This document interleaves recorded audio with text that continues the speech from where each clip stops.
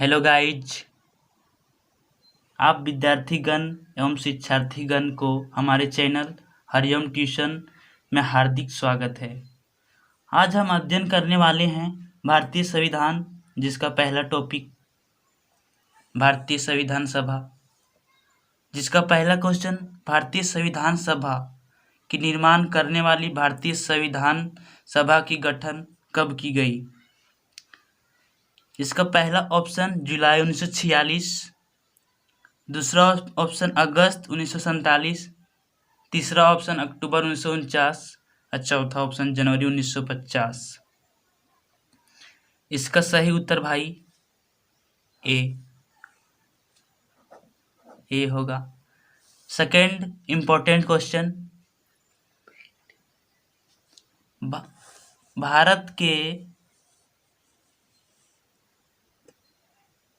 भारत के लिए संविधान सभा की रचना हेतु संविधान सभा का विचार सर्वप्रथम किस पार्टी और कब दिया।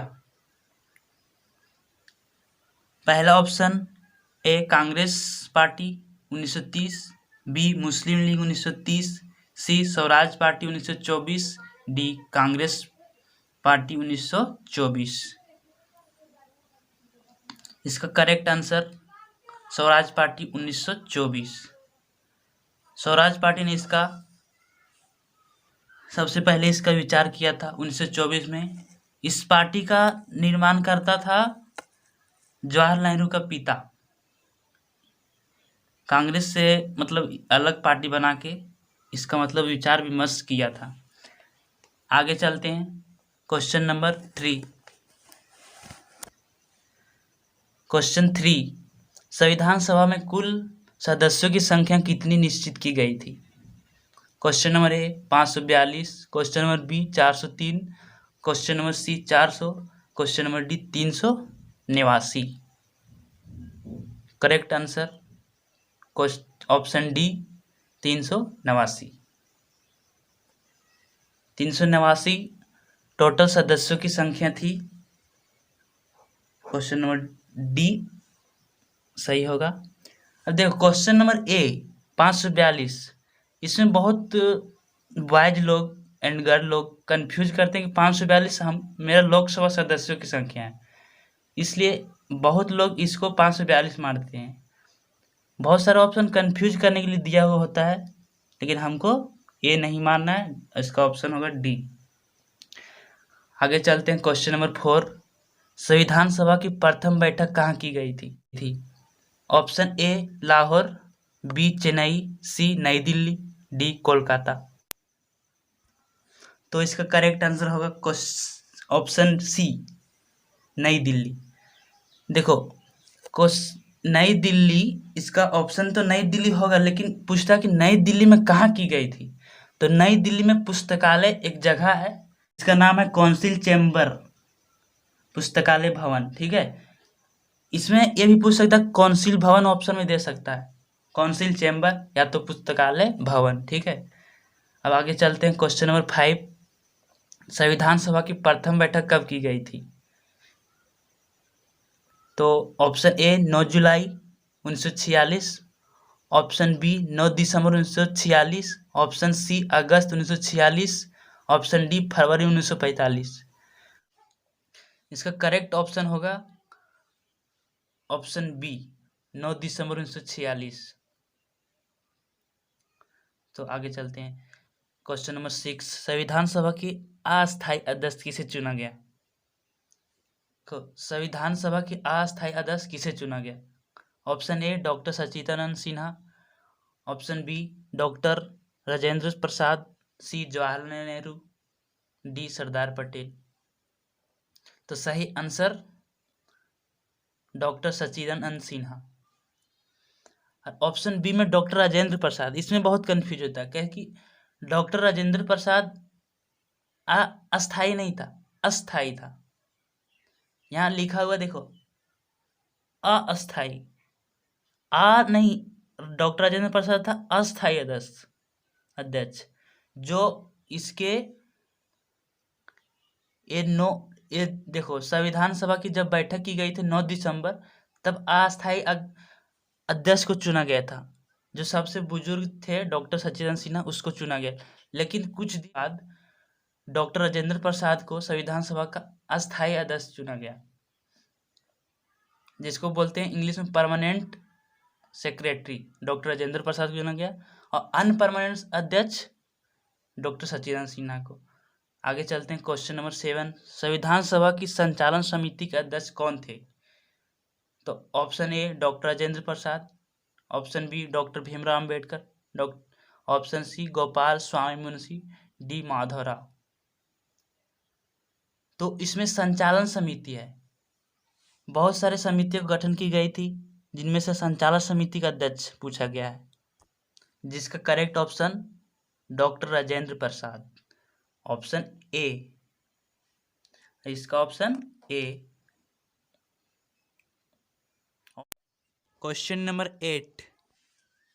पंडित जवाहरलाल नेहरू संविधान सभा का किस समिति का अध्यक्ष था? ऑप्शन ए संघीय संविधान समिति, बी संघ शक्ति समिति, सी उपयुक्त दोनों के, डी कोई नहीं। इसका सही उत्तर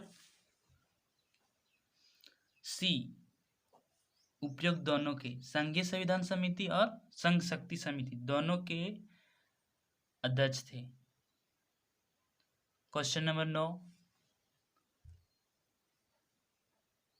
देखिए, वल्लभ भाई पटेल को हम कहते हैं स्टेट, जिसको पूरा सब स्टेट को मतलब पूरा भारत को गठित करने वाले, इसलिए 9वां क्वेश्चन है प्रांतीय संविधान समिति का अध्यक्ष कौन था?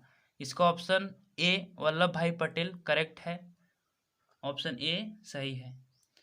Question number 10। प्रारूप समिति का अध्यक्ष कौन था? Option A doctor Rajendra Prasad, option B doctor Bhimrao Ambedkar, doctor C Sachchidanand Sinha, doctor D इनमें से कोई नहीं। इसका डॉक्टर भीमराव अम्बेडकर प्रारूप समिति का अध्यक्ष था। Question number 11। राष्ट्र ध्वज संबंधी तथ्यार्थ समिति का अध्यक्ष कौन थे? ए जवाहरलाल नेहरू, बी महात्मा गांधी, सी सरदार पटेल, डी डॉक्टर राजेंद्र प्रसाद। इसका करेक्ट आंसर डॉक्टर राजेंद्र प्रसाद, जो ऑप्शन डी में दिख रहा है। Question number 12। सरदार वल्लभ भाई पटेल किस समिति का अध्यक्ष थे? ऑप्शन ए प्रांतीय संविधान समिति, बी मौलिक अधिकारों की समिति, सी उपयुक्त दोनों, डी इनमें से कोई नहीं। सी उपयुक्त दोनों।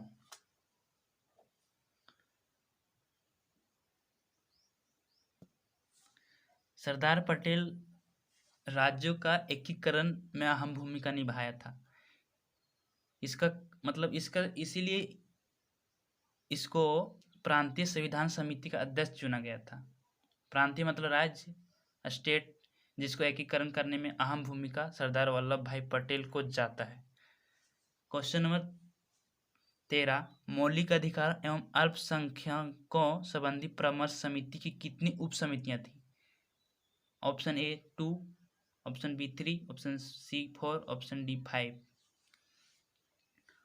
ऑप्शन ए इसका सही उत्तर है।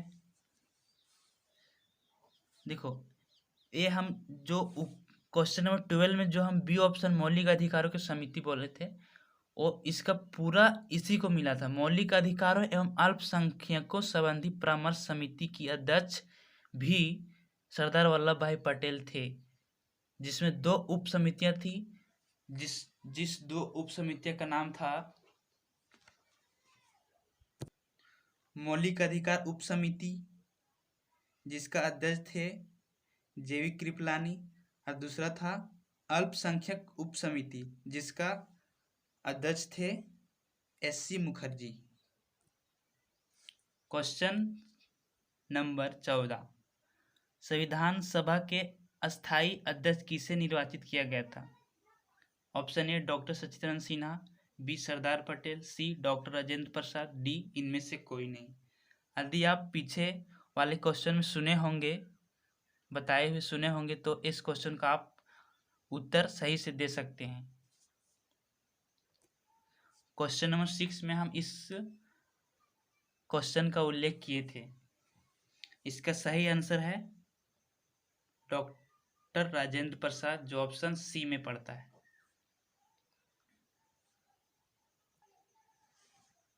क्वेश्चन 15, डॉक्टर राजेंद्र प्रसाद को अस्थायी अध्यक्ष किस वर्ष चुना गया? ऑप्शन ए 11 दिसंबर 1946, बी 19 दिसंबर 1946, सी 22 जनवरी 1947, डी इनमें से कोई नहीं। इसका करेक्ट आंसर ऑप्शन ए 11 दिसंबर। यहाँ बी में 9 दिसंबर 1946 है, इसमें भी हम कंफ्यूज हो सकते हैं क्योंकि 9 दिसंबर 1946 को अनपरमानेंट अध्यक्ष, जिसको सचिदानंद सिन्हा को चुना गया था, और 11 दिसंबर को अस्थायी अध्यक्ष डॉक्टर राजेंद्र प्रसाद को चुना गया था। अस्थायी 9 दिसंबर को और अस्थायी 11 दिसंबर को, इसलिए इसमें हम कंफ्यूज ज़्यादा होते हैं। क्वेश्चन नंबर 16, वह एक देशी रियासत कौन सी थी जिसके प्रतिनिधि संविधान सभा में शामिल नहीं हुए थे? Option A Rajputana, B Hyderabad, C Travancore, D कोई नहीं। तो इसका सही उत्तर बी हैदराबाद। हैदराबाद एक ऐसी रियासत थी जिसका प्रतिनिधि संविधान सभा में शामिल नहीं हुई थी, एक भी प्रतिनिधि शामिल नहीं हुई थी। क्वेश्चन नंबर 17, संविधान सभा में महिलाओं की संख्या कितनी थी? ए 13, बी 15, सी 33, डी। सही उत्तर ऑप्शन बी 15 थी, लेकिन 13 ही शामिल हो पाई क्योंकि 2 की मृत्यु हो चुकी थी तब तक। 33 अनुसूचित जनजातियों की संख्या थी, 33। संविधान सभा में अंबेडकर का पहली बार निर्वाचन कहाँ से हुई थी?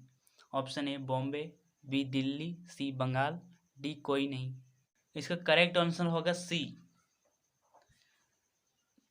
पहली बार बंगाल से हुई थी और दूसरी बार बॉम्बे से हुआ था। जब देश की बंटवारा हो चुकी थी तब उसका निर्वाचन बॉम्बे से हुई थी।